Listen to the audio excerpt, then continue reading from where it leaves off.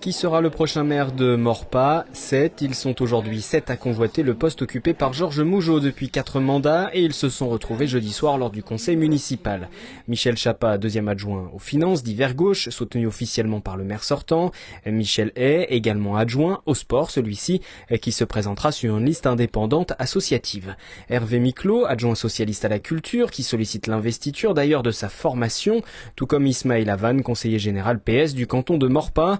Sans oublier Jean Saint-Doufori dans l'opposition, écologiste, Pierre Le Guérinel, premier adjoint de la majorité, représentant de l'UDI et qui sollicite le soutien de l'UMP, ainsi que Grégory Garestier qui siégeait pour la première fois en remplacement d'un conseiller d'opposition démissionnaire.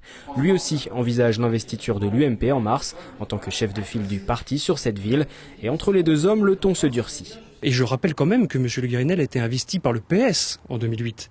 Et que maintenant, il essaye de repartir à droite, un coup à gauche, un coup à droite. Moi, j'appelle ça un OPNI, un objet politique non identifié. On ne sait pas trop ce qu'il veut faire, on ne sait pas trop où il est.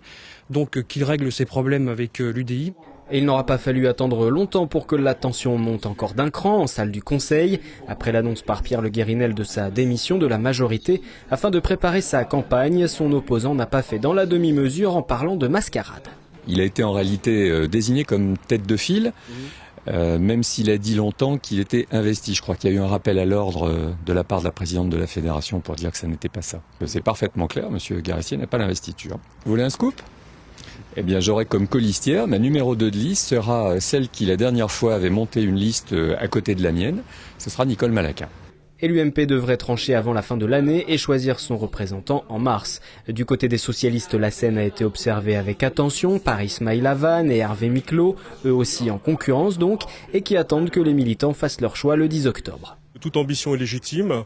Je le dis comme je l'ai dit et comme la section le sait, je pense qu'il a un poste de conseiller général à assumer, qu'il faut le reprendre en 2015 et je pense qu'une complémentarité est plus significative pour le PS qu'une concurrence interne. Une fois les investitures officialisées de part et d'autre, restera ensuite aux candidats à composer avec les listes indépendantes mais aussi dissidentes.